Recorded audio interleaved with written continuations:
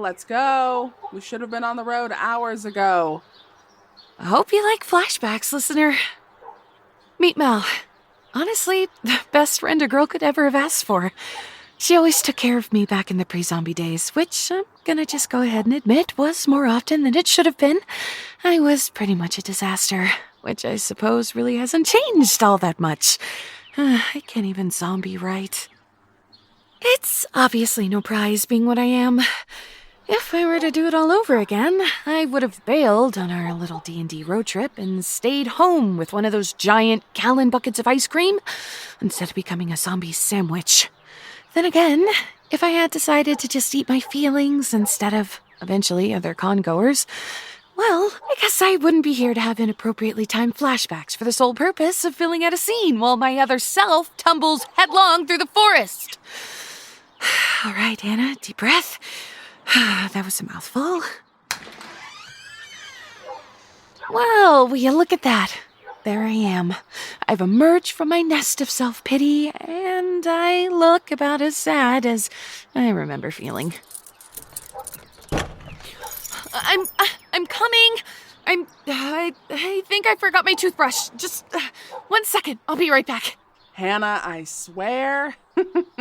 You can get a new toothbrush when we get to the hotel. We've got a convention to get to. Can you just maybe get in the Jeep instead? Fine. I'm not together right now, Mel. I was supposed to be in the Bahamas. This was supposed to be it. I was done with dating.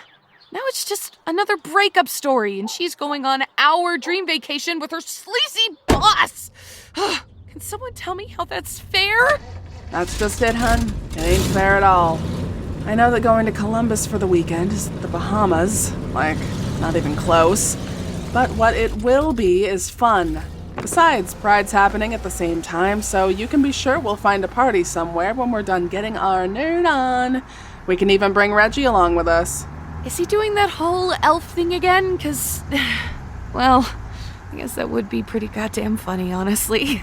Hannah, did you just actually curse? Drop the big old G damn? Get on with your bad self. What? Yikes. I guess I did. This whole thing is just really getting into my head, you know? Relax, I'm just fucking with you. Besides, I think it's pretty cute when you swear. It's just, I'm so fucking angry. I mean, how do you pass up on me and everything we had to run off with some nasty rich guy you're not even into? Maybe, I don't know, have some self-respect? No, you know what? I'm glad she ditched me. This is way better. Now I have so much free time because I'm not going to be wasting it thinking about how great we were going to look at our matching wedding dresses on the day of, or how, you know what? I'm going to stop right there because you're giving me that look. Like I have two heads, and one of them needs to say shut up to the other. Got it. And I'm just going to drive. For the record, though, I'm just going to mention how that's the most lesbian shit ever. Wait, what do you mean?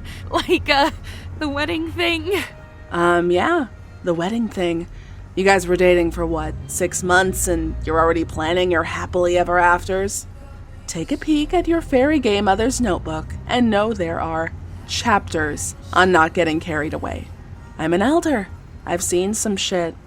I wasn't getting carried away. I was just hoping it would be different this time. Also, what do you mean, elder? You're like, what? 51.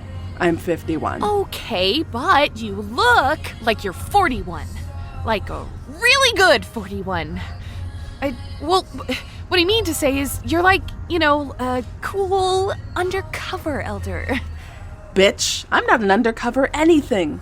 I am a survivor of the dating world's sick version of the Hunger Games. You're the best. You know that, right? Yeah. Forget all that shit for now, anyway. Hannah Bowden, for the rest of the weekend, your ass is mine. So you just go ahead, settle in, sit back, and let me take care of everything from here on out. Got it? You've got it, sir. Smart ass.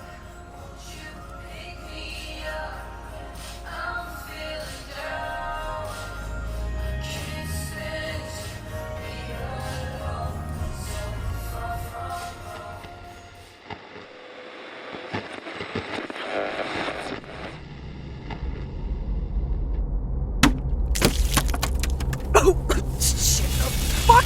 Damn, oh, all right. I've just spilled Barry McCullough all over my cab and, my pants and on the steering wheel. Most importantly, and by that I mean disastrously, my formerly delicious fizzy beverage is currently soaking into my console and all of its exposed components. Don't ask why they're exposed. Let's just say I had to tap into the SAT for some electronics manuals more than once during this mission. And it's still not exactly one of my strengths. Oh, this stuff it's everywhere. Come on, Cali. Oh, I won't fucking believe that McCullough is going to be what gets me. See, I'm gonna turn into a goddamn fireball burned up from the inside out if I don't get my shit together one of these days, or maybe today. Today would be great. Just so that everyone listening to this in memoriam knows, I totally was not sitting here, boots kicked off and feet up on the wobbly console where I'd station my drink whilst casually flipping through my sexy new comic stash like I planned to do in a previous report. Just tell everyone that Raiders got me. Oh, what a goddamn mess this is. Holy shit, I've really done it this time. Bright side. At least autopilot's still working. And I didn't get splattered all over the K-Zoo outskirts yet. Cause, I'm assuming it's working. Please, actually be working. Okay, so yeah, good news. We're still not dead, despite the cruel fortune of my absolute absurd clumsiness, and I'm also happy to confirm the autopilot to be mostly working. Bad news, said autopilot's totally stuck, jammed up, and not accepting any new commands. It's essentially hijacked the land spinner and blown us right off course. It's no longer recognizing planned routes at all, and is just plunging forward in a straight line. Oh, God. Collision detection is thankfully still functional. Yeah, okay. As for me, yeah, stress couldn't be any higher. All right, let's just continue this irrelevant status report as we hurtle towards certain death in the out-of-control rocket that used to be my beloved spinner. I am so very pleased to report that there's still half a tank of fuel left in this thing, so we aren't actually stopping anytime soon, which is the only point we'll actually be ending this nightmare. Especially since, as I realize I forgot to mention before, the emergency stop is also completely fucked thanks to the spill. Okay, thrusters still working at capacity, and the hover coils, the fix they did back at McMaster seems to be holding. Oh, shoot. You know, I think it's time for drastic measures. Oh, mighty father figure in the sky. I don't ask for your help all that much, but please, look down upon your forsaken daughter and fix this fucking bullshit!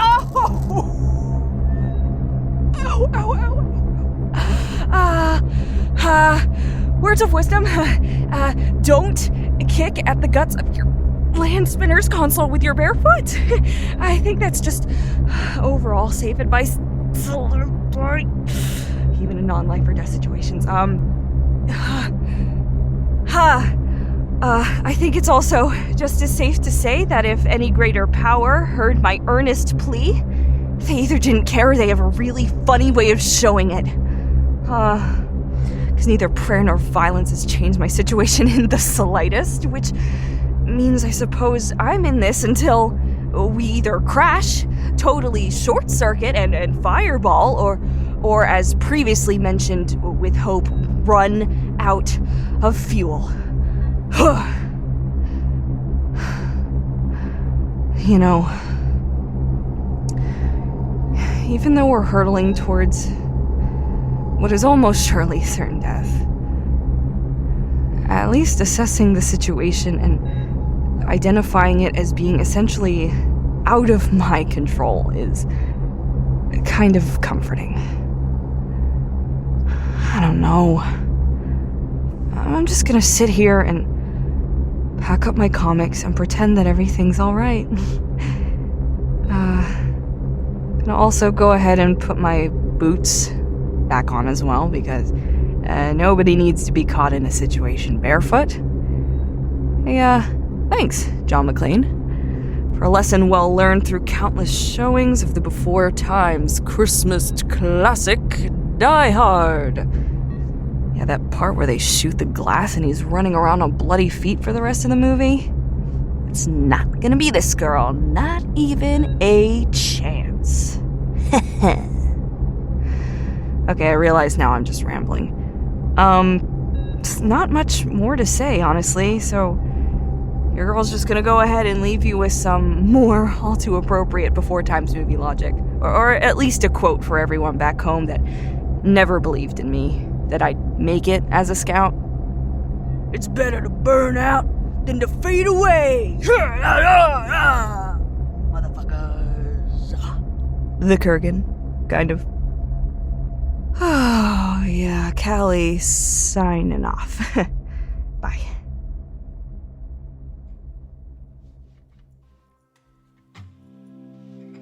Hello again, listener. We're happy to see you back here for our first episode of the new year. The world's indeed a scary place, both now and in the wasteland. It's good to know that you have friends. That brings me to a humble ask. We're hoping to get more ears on the show in this new year, and would greatly appreciate if you could find the time to leave us a review in any place that's convenient for you to do so. Apple or Podchaser are two good options, but any spot where you can say good things about the show could be the difference between someone giving us a listen or not, and every listen helps the show grow. Hannahpocalypse has been brought to you by Red Fathom Entertainment and stars Amanda Hufford as Hannah, Jordan Rudolph as Mel, and Abigail Turner as Cali.